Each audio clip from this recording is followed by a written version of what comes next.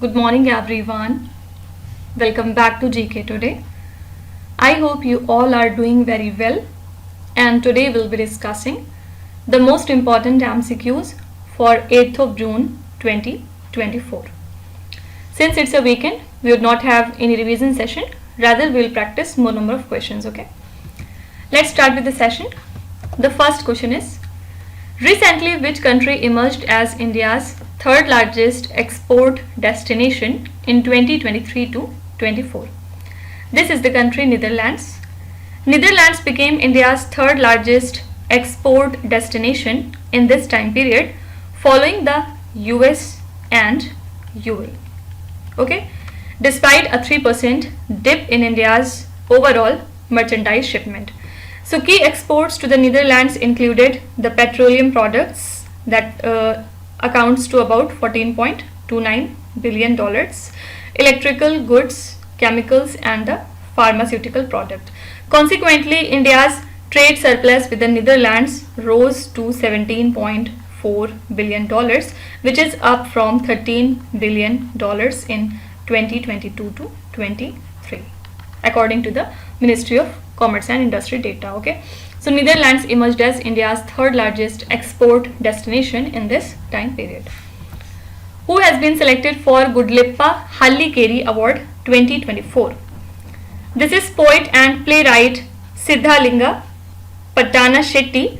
He has been awarded the prestigious Gudlippa Hallikeri Award for 2024 by the Gudlippa Hallikeri Memorial Foundation, and this announcement was made by Veeranna Chekki, who is the senior trustee of the foundation.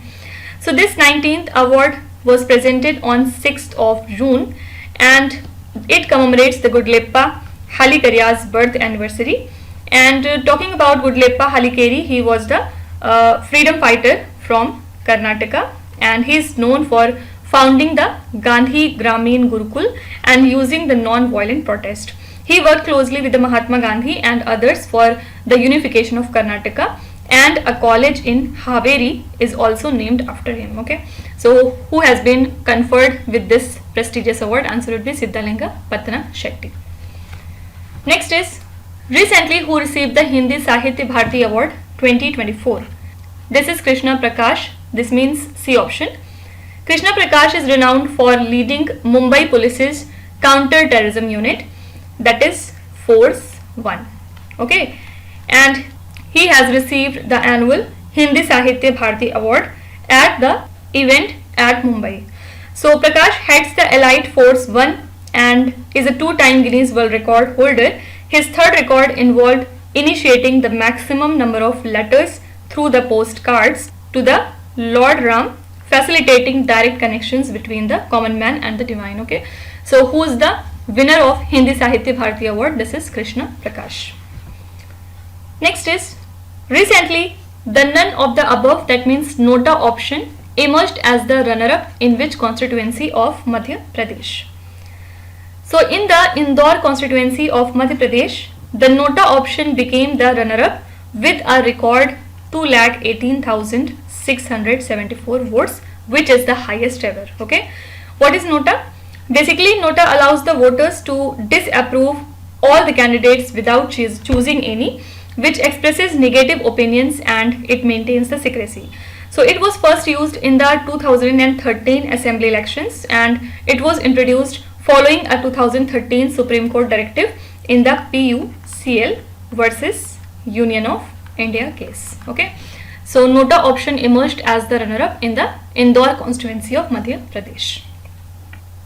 Now, apart from it, recently the Tamil Nadu Forest Department has initiated the 3-day elephant census at Satyamangalam Tiger Reserve, and it is located at the eastern and the western Ghats junction in Erode district of Tamil Nadu. This reserve is a part of Nilgiri Biosphere Reserve. It is contiguous with Mudumalai, Bandipur and Billigiri Rangaswamy Temple Tiger Reserves, and collectively it hosts over 280 tigers, which is the world's largest tiger population. It was declared as a tiger reserve in the year 2013, and it connects the eastern and the western Ghats, supporting diverse wildlife. Okay, you can be asked that Satyamangalam Tiger Reserve that was recently seen in the news is located in which Indian state? Your answer would be Tamil Nadu. Recently, which ministry declared the self-declaration certificate mandatory for all new advertisements? Correct answer here is Ministry of Information and Broadcasting. This ministry now mandates a self-declaration certificate for all new advertisements following a Supreme Court directive. Ads on TV, print media or the internet now require a valid SDC, and advertisers must submit their SDCs via the Broadcast Seva portal for TV radio ads and the Press Council of India's portal for print and digital type of ads. Okay, so this certificate actually ensures that the ads are truthful and it comply with regulatory guidelines. Fine. So this is Ministry of Information and Broadcasting. Also these days Ministry of Coal is in news because of a report. Okay, so Ministry of Coal has recently released a report named as Greening Initiative in Coal and Lignite PSUs. Okay, and it showcases efforts by the coal public sector undertakings so as to reduce the environmental impacts through reclamation and afforestation. So key initiatives include, for example, extensive ecological restoration, seed ball plantation, seed casting via the drones, and Miyawaki plantation, which involves densely planting native trees, shrubs and the ground cover plants, and these measures aim to increase the green cover in the coal mining areas, right? You can be simply asked that which ministry has recently released a report named as Greening Initiative in Coal and Lignite PSUs. This is Ministry of Coal. Okay. The next question is, which organization recently released the report titled as State and Trends of Carbon Pricing 2024? So this is the report from World Bank, and this report highlights that the carbon pricing revenues surpassed $100 billion in 2023 with 75 global CP instruments covering 24% of global greenhouse gas emissions. Okay, Brazil, India and Turkey have made significant strides in CP implementation, while China and India lead in carbon credit issuances. Carbon pricing attaches the cost to greenhouse gas emissions primarily through carbon dioxide pricing mechanism. Okay, so this is the report from World Bank. Next is, recently which country decided to allow the non-citizen residents from the Five Eyes Alliance to join its armed forces? This is the country Australia. Australia will allow the non-citizen residents from the Five Eyes Alliance to join its armed forces. And if we talk about the Five Eyes Alliance, what is it?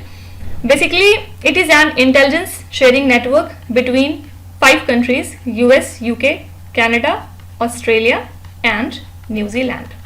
So they exchange a wide range of intelligence, and they have established the Five Eyes Intelligence Oversight and Review Council so as to enhance the cooperation, including non-political intelligence oversight, review and security entities from these countries. Okay, so Australia has decided to allow the non-citizen residents from the Five Eyes Alliance to join their armed forces. And which countries comes under Five Eyes Alliance? So these are US, UK, Canada, Australia and New Zealand. Next is, Indira Gandhi Zoological Park recently seen in the news is located in which Indian state? So this zoological park lies in Andhra Pradesh, and it excels in captive breeding of threatened species like Asiatic wild dogs, striped hyenas, Indian grey wolves and others.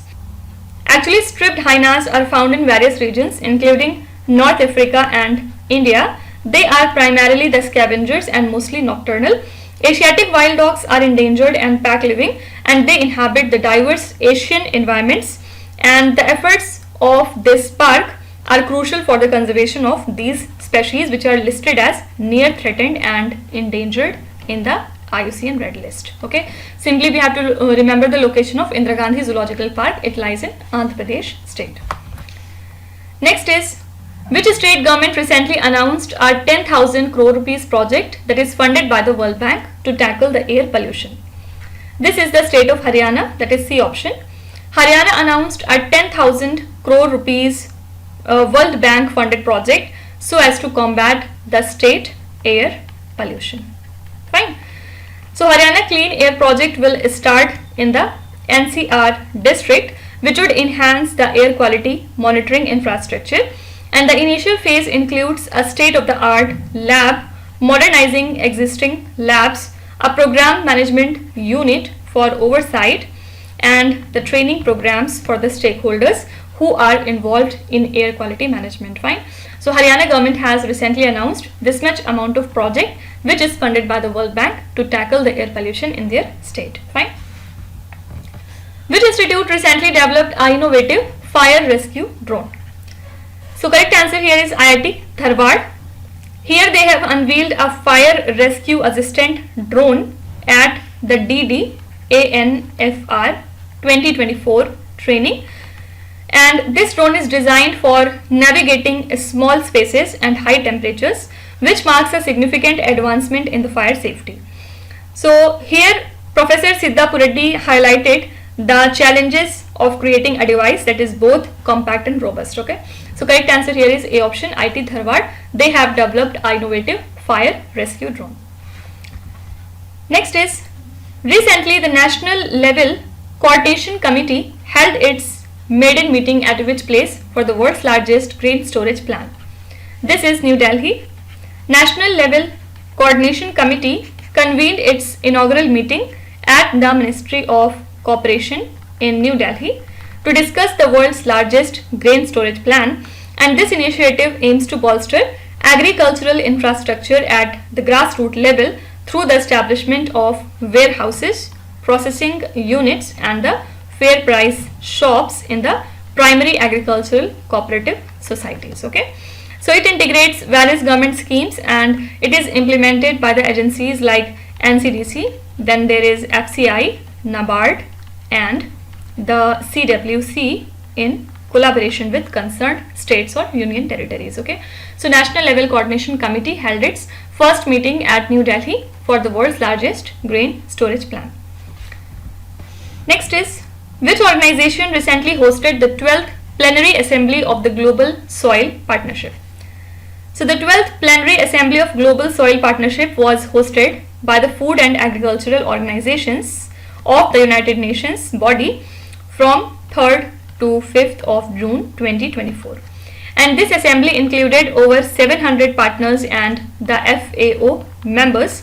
The GSP is a globally recognized mechanism that promotes the sustainable soil management, and it has implemented the programs around the world.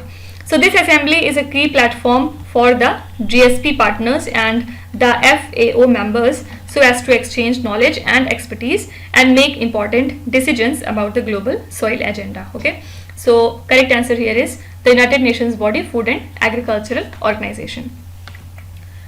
Now these days, United Nations Conference on Trade and Development is also in news. Why? Because of a report named as A World of Debt. Okay, and this report highlights a record global public debt of $97 trillion in 2023. Key findings include the rise of African countries with debt to GDP ratio above 60% from 6 to 27 between 2013 and 2023. Right? Developing nations' net interest payments reached to $847 billion, and 3.3 billion people are currently living where interest exceeds education and health spending. So developing countries' public debt rose to $29 trillion, which is driven by cascading crisis and uneven economic performance. Right? You can be asked that A World of Debt report that was recently seen in the news was prepared or released by which organization? So answer would be United Nations Conference on Trade and Development. Okay. Next question is, which country hosted the World Environment Day 2024? This is a very important question, and we know that World Environment Day is celebrated annually on 5th of June. This day promotes environmental awareness and protection. This year the host country is Saudi Arabia. Okay, and it coincides with the 30th anniversary of United Nations Convention to Combat Desertification.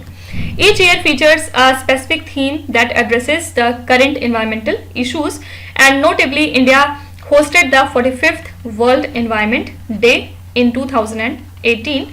And what was the theme at that time? Theme was Beat Plastic Pollution, right? You have to tell me what was the theme for the year 2024. We have discussed about it yesterday, I think. Please write your answer in the comment section. And now the last question is, Ministry of Defence recently signed a memorandum of understanding with which ministry to set up a dedicated Telemanas cell for the armed forces. This is Ministry of Health and Family Welfare. This ministry has signed a memorandum of understanding to establish a dedicated Telemanas cell for the armed forces, which provides specialized mental health support, and this initiative adds to the 51 existing Telemanas cells which are operating in across all the states and the union territories, which would definitely enhance the mental health services for military personnel nationwide, right? So Defense Ministry has signed this MOU with Ministry of Health and Family Welfare so as to set up a dedicated Telemanas cell for the armed forces. So these are the most important current affairs and the news from today. And now let's start with today's quiz. Here on the slide you can see 5 questions which have been taken from the past 2-3 days current affairs. Pause the video and try to solve each of these questions, and at the end of the lecture do not forget to share your scores in the comment section. So please be honest and do not cheat with yourself. So that's it for today. I hope you have liked the session. These are the most important current affairs and the news from today, and we will meet again tomorrow with some more important current affairs. Till then, stay tuned. Thank you so much for watching, and please do not forget to subscribe to GK Today. With this, me Nuzhat Sana signing off.